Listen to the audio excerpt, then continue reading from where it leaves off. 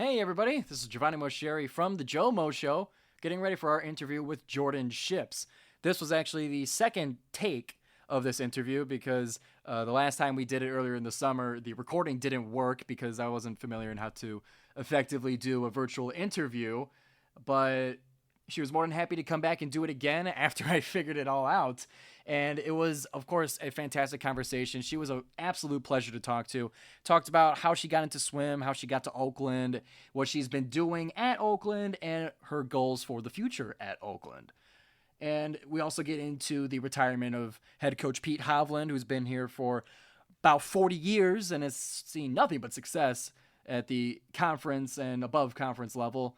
And now the promotion of former assistant coach and now head coach Mitch Alters. We get into that.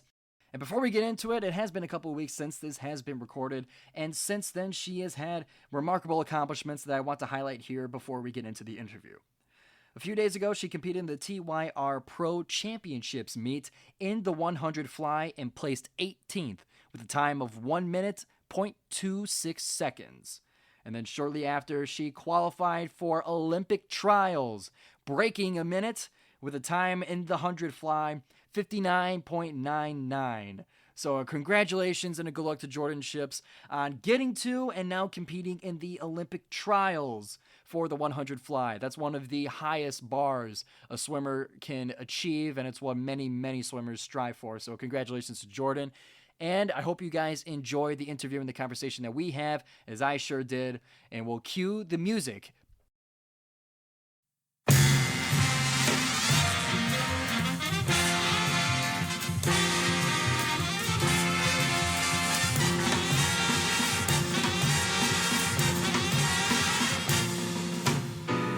Welcome, everybody, to another edition of the GioMoShow interviews. My name is GioMoShow, your sports media director here at WXOU, and joining me today for what is secretly the second time, but to you guys is the first time, is a member of women's swimming and diving. She's got more gold than a jewelry store if you go by the Horizon League championships this past season, and she is a CAA 2023 Scholar All-American. We got Jordyn Shipps on the GioMoShow today. Jordyn, how you doing?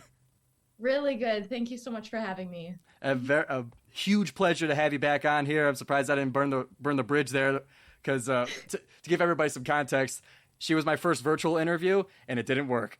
To put it simply. We're back though. We are so back. So to just jump right into it, I start most of my interviews sort of in a similar way. I got the baseline. Where did you get into swimming? Where did you get into sports in general? Just start how did you get down this path of swim and dive? Yeah, so my family is actually kind of a water sports family. So both my parents swam in high school, and then my dad continued on with swimming and he went to Michigan State. So I have two older sisters as well, and from a young age he didn't force all of us in the water, but he definitely wanted us to know the skill because it's a lifelong skill that he thought everyone needs to know. So once I saw it, my sisters loved it and they loved being in the pool, loved competing, practicing everything. I wanted to do the same thing as them. So I got into the sport when I was about 6 years old and I haven't stopped since. So I love swimming. I would not change anything. So it was mainly my mom and dad, and then both of my sisters were the main influencing factors in my swimming career. Yeah, as the youngest child, I'm guessing, right? I am, yes. Awesome. So was there ever like that level of like competitiveness between you and your sisters as you guys were growing up swimming? Yeah, so that's kind of funny. Like you hear all the stories about siblings in sports, and sometimes there is that competitive factor where it causes some tension, but I'm super lucky where my sisters and I have a super good relationship and we never brought swimming and the competitive part of it home.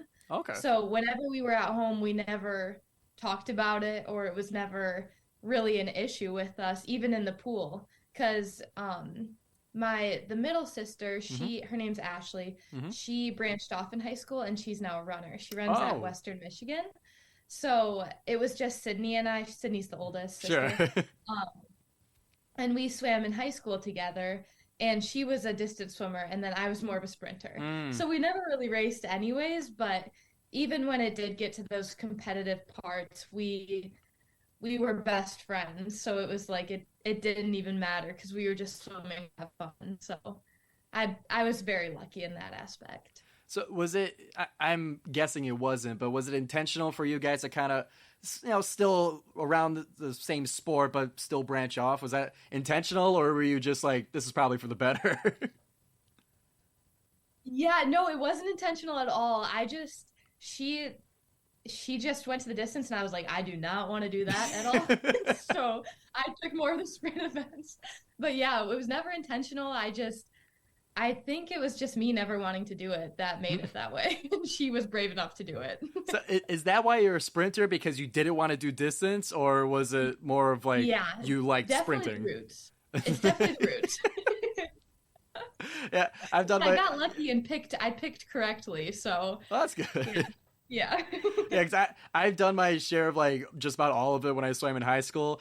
None of it's that fun, but definitely distance is less fun, I would say. Exactly. Yeah, yeah. To this day, I still haven't swam like the mile or the 1,000, and I'm planning on keeping it that way. I have the same accomplishment So, as well. I got some friends that did the mile, and yeah. it took them like a week to get over it. Yeah, yeah. No, I'm good. So But yeah.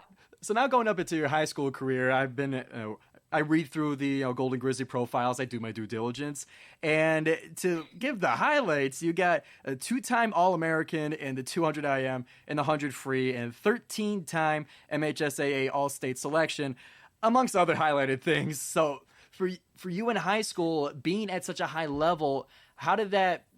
Was it different, being around some of your teammates that weren't at that level? Or I'm just curious how that kind of separation was from you and the rest of your high school team, because I'm assuming that wasn't the entire high school with those accomplishments. So how was that Right, experience? yeah. I think for me, one of the biggest lessons my parents taught me growing up was that I swim fastest when I'm having fun. So when I was in high school and didn't have like a huge group of people to train with like I Hmm. do here at Oakland, um, I was just like I made friends with almost everyone on the team, and they were some of my best friends because you spend so much time with Of them. course, yeah. So I just learned that if I was having fun with them in practice and at meets, like the results I wanted to see would be there at the end. Hmm. So I really had fun with it and enjoyed every practice and didn't take it for granted. And I think it worked out in my favor. Like I am super happy with where I'm at now because I'm still having fun with the sport. Yeah. So I think that's kind of what got me through high school and the hard parts of like balancing it with school as well. Hmm. Was just finding my best friends in the sport and having fun with them every day. Have your ride or die with you at all times. Yes, seriously, yeah, for sure. Yo, yo, yo, I'm Jake Masucci from Jake's Takes. I wanted to talk a little bit about my show on my guy Giovanni's own show. And I wanted to talk about a little bit about Jake's Takes. I'm a student manager at Oakland University, and I kind of just talk all things sports. I talk a lot about the NBA, talk a little college basketball. We did a lot of March Madness stuff recently.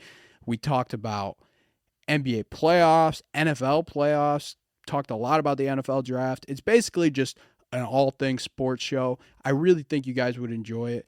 And shout out to my guy Giovanni. Love him. But please check out Jake's Takes. It's available on Spotify, Apple Podcasts, iHeartRadio, and then it's also available on its own YouTube channel. So please check out Jake's Takes, but please continue enjoying Giovanni's show. Before we get back to the show, let me tell you about Bart's Pizza. Bart Basilico reinvented his father's pizzeria business by putting it on wheels. I'm talking a pizza food truck, baby. Bart and his wife Lauren travel all around Metro Detroit, cooking up homemade pies made fresh to order in their 4-layered pizza oven on wheels. You can find them on their website at eatbartspizza.com and Facebook and Instagram as well at Bart's Pizza. His last name is literally Basil, so you know he knows what he's doing. Make sure to grab a cannoli as well while you're there. Bart's Pizza, it's too good. So I'm kind of going in chronological order here. So once you're out of high school and you've made the decision to compete in college, how was the process to get to Oakland specifically? Because I would imagine that there was more schools in mind and maybe those that reached out. So why Oakland? What made you pick Oakland?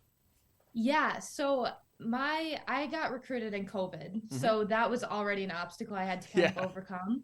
But I started out by sending an email to every school, all divisions, east of the Mississippi. Oh yeah. So it was a mass email. It wasn't just a small crowd. It was a lot of emails. A sent wide out. net you were Um, casting. yeah, because I didn't know what I really wanted to do. I wasn't sure what division I wanted. I literally didn't know anything. And I was very lucky because having both of my sisters be college athletes, I was able to see kind of the recruiting process in their eyes and from their experiences. So I was able to use their knowledge and kind of put it into mine, but I still had no clue what I was doing. Yeah. And so once I got like a few emails back where they were interested, I would talk to some coaches and stuff. And originally I was like, I want to go to Florida or I want to go to Georgia, like somewhere warm. Like, Yeah. I feel like everyone would want that.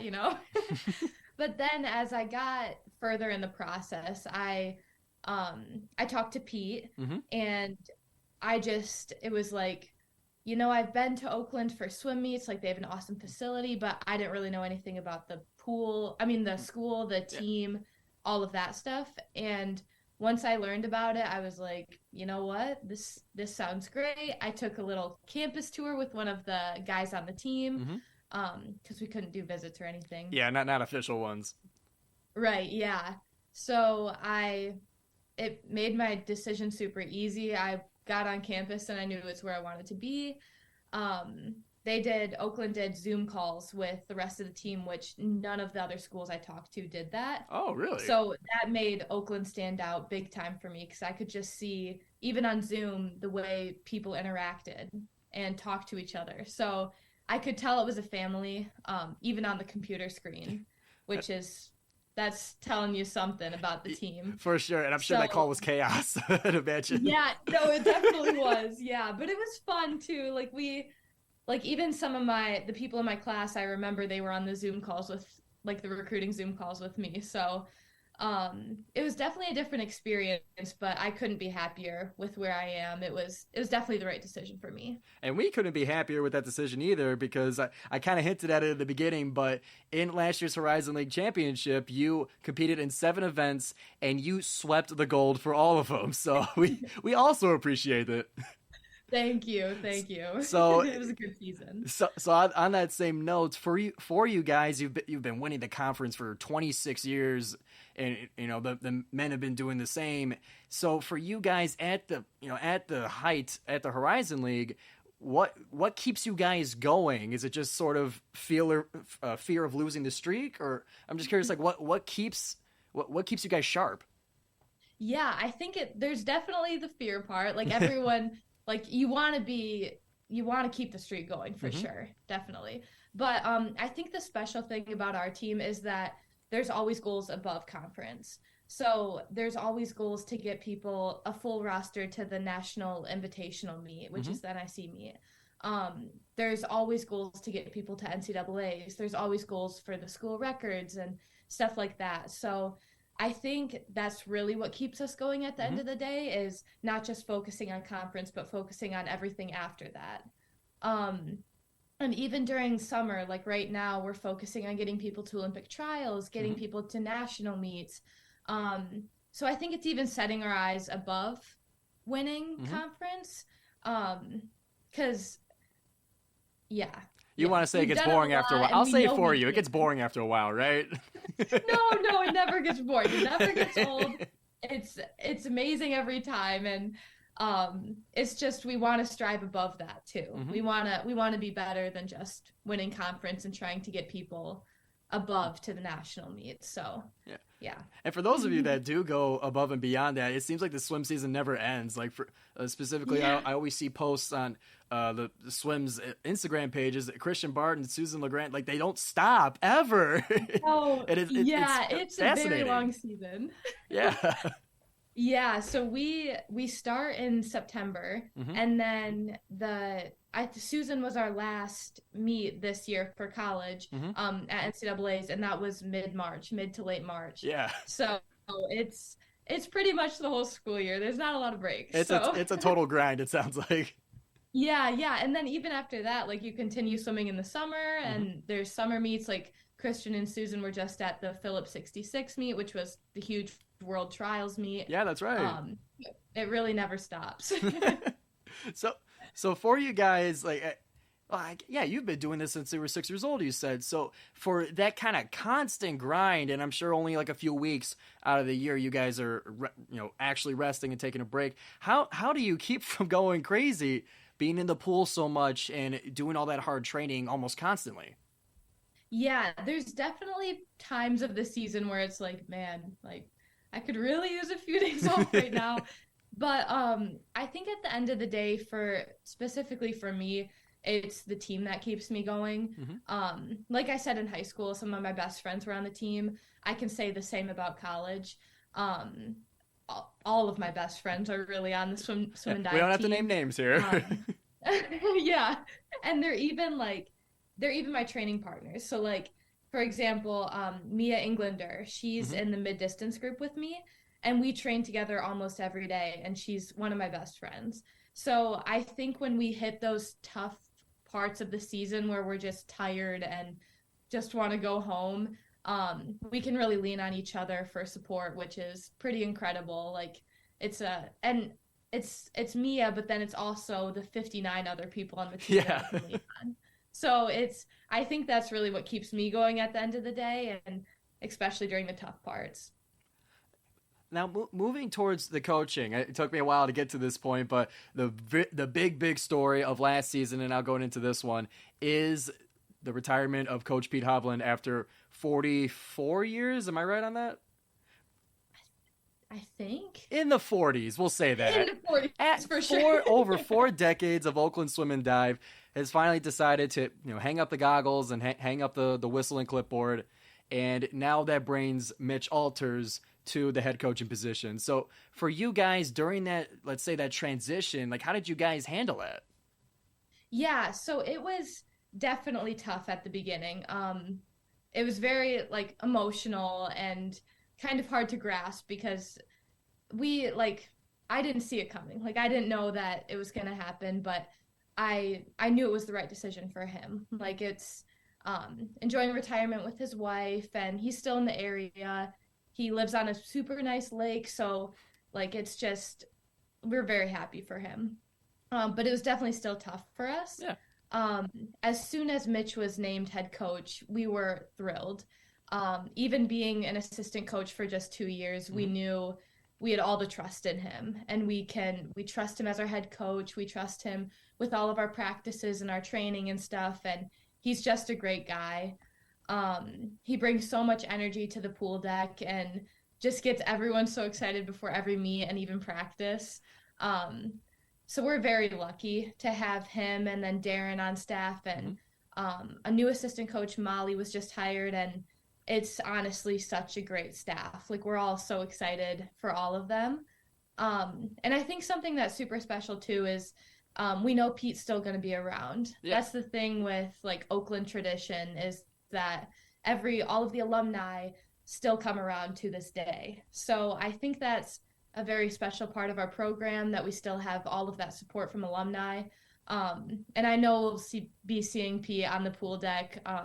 We've seen him a few times this summer already. Yeah. So yeah, so we'll definitely still see him, which is incredible. So I think we're just very lucky in that aspect. I'm sure it definitely helps the transition that he's not like gone, disappeared out of here, that he's For sure. definitely sticking around. Yeah, knowing he's still around and we can still text him if we need anything, it's pretty awesome. So what do you think Coach Alters brings that's a little bit of a different flavor from Coach Hovland? Yeah, so I think, again, something special is that Mitch went to school at Oakland Mm-hmm. and trained under Pete.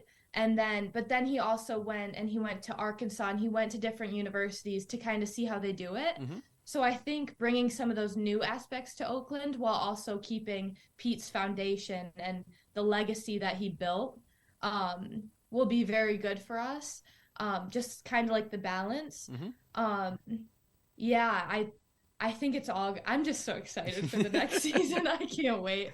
So I think it's all just going to be a really good mix of everything and so many personalities on staff that are going to collide well with everyone on the team. So I think it's going to be awesome. Yeah, it sounds like no worries for you guys over on the team. Yeah. I think we're all super excited. So it'll be fun. That's awesome. So to kind of lighten the mood a little bit, I mean, we already did with the excitement for next season, but I got some kind of fun swim questions I wanted to ask you, a little more lighthearted stuff. So Sweet. for me in high school, I remember there was like certain sets, like during the year, there would be like drop second 100s where, for those who don't know, it's you swim, like the clock starts at 2 minutes, you swim 100, and then when 2 minutes hits, then you got 159 to do. And it keeps going faster and faster.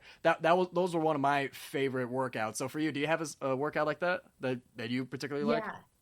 Yeah, so mine is super controversial. I think everyone on my team would disagree with me, but we have every Wednesday we do a test set, Mm-hmm. which is basically we have kind of a set of them that we do. There's 10 300s, 8 100s, 20 50s, sometimes 6 200s. Oh my There's God. a big one. So it's one of those sets, and it's all out as fast as you can. Mm-hmm. And they're usually on like a longer interval, Mhm. so it's a lot of rest. But it's basically just racing and practice. So I really enjoy that because you get to race people, and it's a really big lactate set, so I like that. Mhm. So yeah, I know a lot of people would disagree with me on that because they're very, very challenging, Yeah. especially towards the end. But I just like the racing aspect and kind of the team aspect where everyone's cheering each other on. I enjoy that. It's got the extra juice to it to keep you going. Exactly, yeah. So if you had to pick, would you pick a pull set or a kick set? Kick. I can't pull at all. I am so bad at it. So it's like you choosing sprinting. You don't want to do distance, so you do sprinting. You don't want to do pulse, so you do kick. Exactly, yeah. And I know I would probably benefit if I did more pull, but I just hate it so much. So I just don't do it. So do you do butterfly because you like it or because you're good at it? I like it. I think it's fun. Once you get in a rhythm and you're able to kind of hold that rhythm, I like it. I would never do repeat 200 butterflies. So. Yeah. I can only handle butterfly in short increments, but I still like it. Okay. Not the distance flyer, it sounds like. Right. Which sounds right. like suicide. Yeah, seriously. I actually had a teammate, Ian Allen. I think he was on your show, right? He was, yes, March 30th. He was live in the studio. Yeah. I hope I got the date right. But yeah, he was my first ever athlete guest. Yeah, he did a 10K butterfly one time. Oh, he did a what? And I was like, I don't think I could do that, but yeah, it was incredible. Yeah. On purpose, or was it a punishment? Because that sounds like a punishment. He did it on purpose, yeah. Oh my God. Yeah, it was awesome. I know he's wild, but like, wow. So, all right, what is the ultimate mid-meet snack? What are you snacking on the pool deck? Oh, that's a good question. Because I don't eat much at meets because I'm so nervous. But if I were to eat something, I'd probably eat goldfish. Oh yeah. I'm a huge goldfish girl. Me too. I got some in my lunchbox right now. Exactly. Yeah, that's perfect. So for the music that's playing in your headphones on the pool deck, what's the music that gets you hyped up? Eminem. All day. All day. Play Eminem and I'm in. All right, just kind of like the fastest possible, get the heart rate up. Yes, exactly. I love that. What else I had here? Yes. What's your worst stroke? Breaststroke. I feel like that's a common answer. But that I consider that my fourth best. Not my worst. A good play on words. Yeah. Breaststroke by far. That one's always hard to do because for those, I can't really demonstrate it here on the show, especially describe it in audio, but for those who don't know what breaststroke looks like, look it up, and it looks easy, but it is a very precise, tricky, timing-based stroke. And that's very hard for a lot of people to master. Yeah, I'm not good at it. It's so hard. So for I guess kind of going back to high school, no, we could count this for college as well.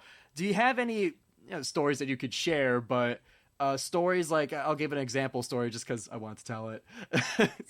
So in high school, we had a tradition that we made where so we had two rival high schools, and whenever the girls would swim against the rivals, the boys, we would paint our chests to spell out Dakota because we were Dakota High School, and our superintendent had a very good Twitter account.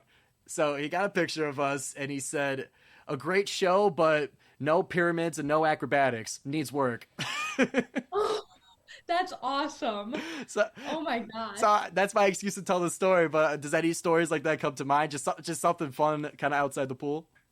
Oh gosh. I mean, similar to your story, we have some girls only meets. Mm-hmm.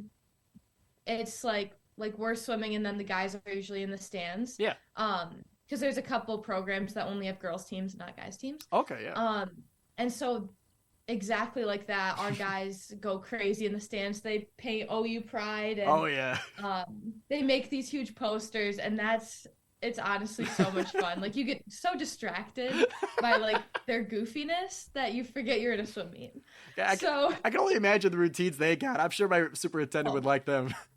Oh yeah, for sure. No, they're pretty wild up there. So it's pretty similar to your story, but yeah, that's pretty funny every time. Love that. So, kind of coming up on time here almost. So few more questions here. So for you guys, the swim team is a team that I tend to, no disrespect to the other teams, but I tend to see them in the stands of other events a little bit more often. So how could you kind of describe to me the relationship that the swim team has with other teams? Yeah, so it's pretty amazing. It's honestly one of the reasons why I chose to come to Oakland is because of the support between sports. Mm-hmm. It's unlike anything I've ever seen. We have some amazing leaders on our team that kind of bring that out in us and like organize going to the volleyball game mm-hmm. and organize going to the soccer game and stuff like that. And then honestly, once we get there, it's kind of like the goofiness of the guys in the stands of our meets. Oh yeah. It's bringing that out for other sports too. There's a volleyball game we always go to, the swim team always goes to. Oh, I know what you're talking about. We suit up for the volleyball game. And so all of the guys are in their Speedos and then we're in our swimsuits, and it's just we all suit up and cheer on the volleyball team. So it's like we definitely love supporting the teams, mm-hmm. and we love going to watch. So yeah, it's just fun for us too. We enjoy doing it. Yeah, and I've seen at one, I think the home opener last year, at least just I think you guys were there. And then not only were the boys all suited up, but they took a lap around the arena. Yes, that's definitely a tradition when we suit up there. There's always a lap done.